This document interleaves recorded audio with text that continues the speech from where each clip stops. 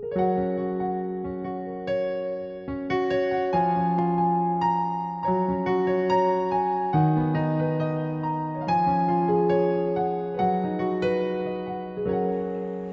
Ibu Saudara yang kekasih dalam Yesus Kristus, saat ini kita berada dalam Minggu Advent ketiga. Kita akan mendengar firman Tuhan yang terdapat dalam Alkitab, yaitu dari Yesaya 35 ayat 1 sampai dengan ayatnya yang ke-10. Namun sebelumnya mari kita mohon tuntunan Roh Kudus untuk menuntun pembacaan dan pemberitaan firman pada saat ini. Mari kita berdoa. Bapa Sorgawi, kami bersyukur bahwa Engkau tetap masih memelihara kami sampai saat ini. Kami akan membaca dan mendengarkan firman Tuhan yang merupakan pedoman bagi kehidupan kami. Karena itu kuasailah kami dengan Roh Kudus-Mu sehingga kami mampu untuk memahami kehendak-Mu. Berfirmanlah kepada kami ya Tuhan, karena anak-anak-Mu siap mendengar. Amin. Pembacaan Alkitab terdapat dalam Yesaya 35 ayat 1 sampai ayat 10. Demikian bunyinya. Padang gurun dan padang kering akan bergirang, padang belantara akan bersorak-sorak dan berbunga.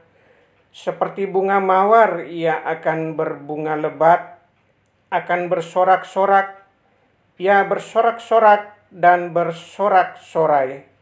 Kemuliaan Libanon akan diberikan kepadanya, semarak Karmel dan Saron, mereka itu akan melihat kemuliaan Tuhan, semarak Allah kita. Kuatkanlah tangan yang lemah lesu dan teguhkanlah lutut yang goyah. Katakanlah kepada orang-orang yang tawar hati, kuatkanlah hati, janganlah takut. Lihatlah, Allahmu akan datang dengan pembalasan dan dengan ganjaran Allah. Ia sendiri datang menyelamatkan kamu. Pada waktu itu, mata orang-orang buta akan dicelikan dan telinga orang-orang tuli akan dibuka. Pada waktu itu orang lumpuh akan melompat seperti rusa, dan mulut orang bisu akan bersorak-sorai, sebab mata air memancar di padang gurun dan sungai di padang belantara. Tanah pasir yang hangat akan menjadi kolam dan tanah gersang menjadi sumber-sumber air. Di tempat serigala berbaring akan tumbuh tebu dan pandan. Di situ akan ada jalan raya yang akan disebutkan jalan kudus. Orang yang tidak tahir tidak akan melintasinya, dan orang yang pandir tidak akan mengembara di atasnya. Di situ tidak akan ada singa binatang buas, tidak akan menjalaninya, dan tidak akan terdapat di sana.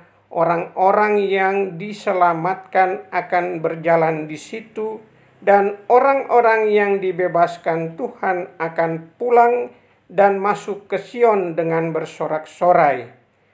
Sedang sukacita abadi meliputi mereka. Kegirangan dan sukacita akan memenuhi mereka. Kedukaan dan keluh kesah akan menjauh. Demikian firman Tuhan. Bapak Ibu Saudara yang kekasih dalam Yesus Kristus. Tema khotbah kita pada hari ini adalah bersorak-sorai karena kehadirannya. Yesaya adalah Nabi Allah yang diutus di tengah kehidupan umat Israel yang terpuruk sedemikian drastis oleh banyak faktor. Dan salah satunya adalah kurang sejatinya hubungan umat Israel kepada Tuhan. Kondisi ini yang menyebabkan umat Tuhan berbalik 180 derajat.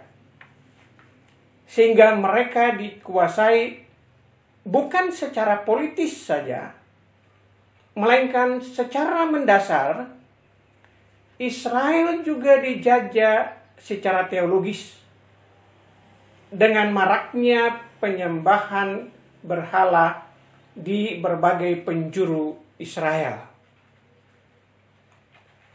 Keterpurukan Israel tidak serta-merta membuat mereka sadar akan kekurangan atau kekeliruan dan kesalahan mereka.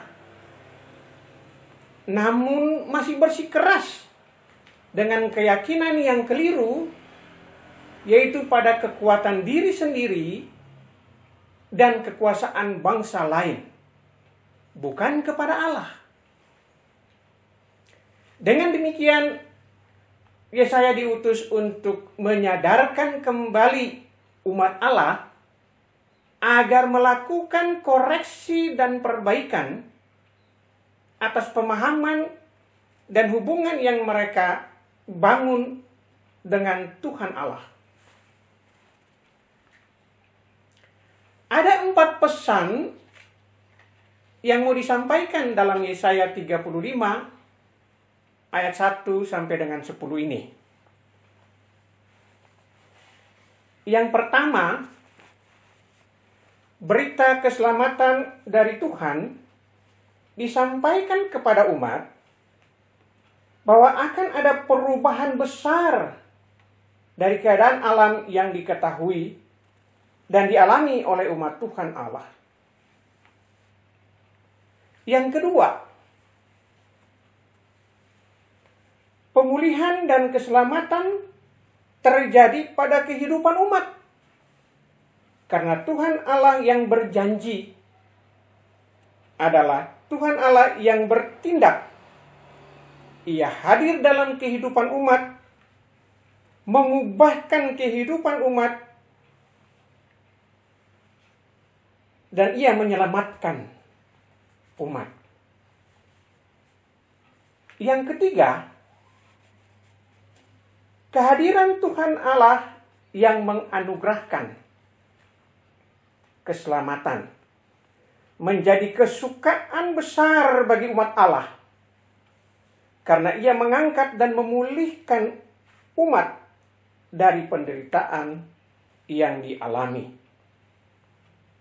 Dan yang keempat, perubahan dan pembaruan dari Allah membuat umatnya akan bersorak-sorai karena menerima sukacita sejati dan abadi yang masuk ke Sion, yang secara teologis dipahami sebagai tempat di mana Tuhan Allah hadir. Sehingga makna dan pesan yang diperoleh dari Yesaya 35 ayat 1 sampai 10 ini, 1. Tuhan Allah tidak pernah meninggalkan umatnya sekalipun kehidupan umat sering menyimpang, bahkan menentang dan mengkhianati Tuhan Allah. Kita bisa lihat dalam kehidupan kita sehari-hari bahwa walaupun kita tidak setia, tapi Tuhan tetap setia terhadap kita. Buktinya kita sampai saat ini masih berada dalam kondisi yang sehat walafiat. Yang kedua, Tuhan Allah menganugerahkan keselamatan bagi umatnya. Bahkan ia sendiri mau hadir dalam sejarah hidup umat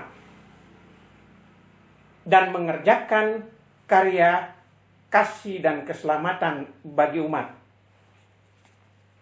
Buktinya bahwa saat ini kita tetap berada dalam kondisi yang tenang, yang sehat, yang kuat karena kasih Tuhan. Yang ketiga, Tuhan Allah yang hadir dan menyelamatkan adalah Tuhan Allah yang berotoritas dan berkuasa penuh. Jadi Tuhan Allah itu lebih berkuasa dari manusia. Siapapun dia, Tuhan Allah lebih berkuasa. Karena itu mari kita berserah kepada Tuhan. Yang keempat, Tuhan Allah yang hadir dan menganugerahkan keselamatan, memberi sukacita besar bagi umatnya. Bagi kita saat ini, Tuhan Allah juga memberikan sukacita yang besar bagi kita.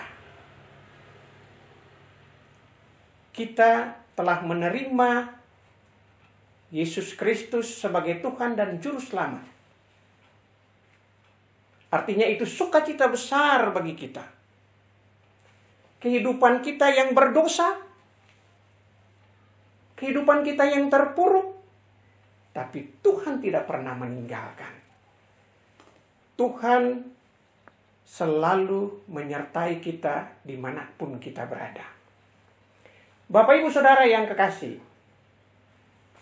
lalu pesan apa yang mau disampaikan kepada kita umat Tuhan? Dalam kondisi pandemi saat ini, Bapak Ibu Saudara, yang pertama kita harus memahami dengan sungguh bahwa apa yang pemerintah tetapkan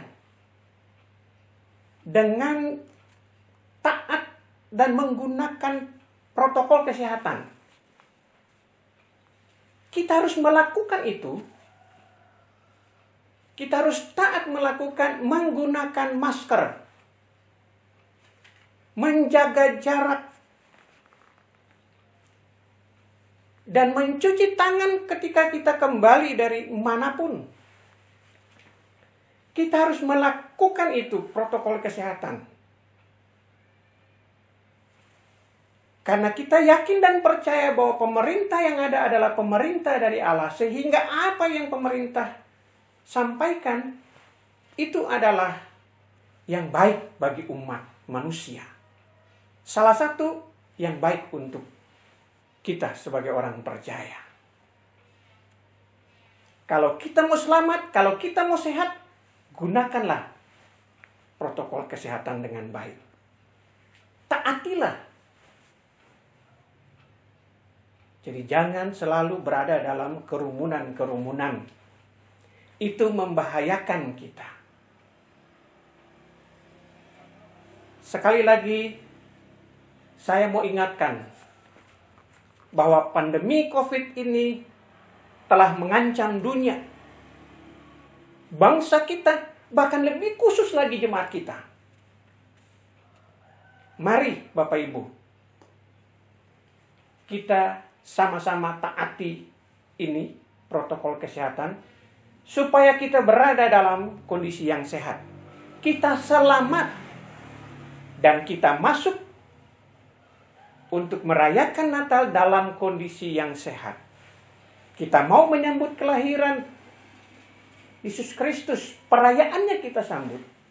Dan kita juga mau menyambut kehadiran Yesus Kristus untuk kali yang kedua dalam kondisi yang sehat. Hal yang kedua yang mau disampaikan bagi kita sekalian, Bapak, Ibu, dan saya. Berharap kepada Tuhan. Di dalam kehidupan kita, kita harus selalu berserah kepada Tuhan. Dalam kondisi pandemi ini, begitu banyak keluarga yang dipengaruhi oleh ekonomi. Karena itu Bapak Ibu, mari kita selalu berharap kepada Tuhan. Kita mau menyerahkan kehidupan kita kepada Tuhan. Kita mendoakan supaya kita diberikan kekuatan, kesehatan. Supaya kita selalu beraktivitas dengan baik. Dan kita selamat.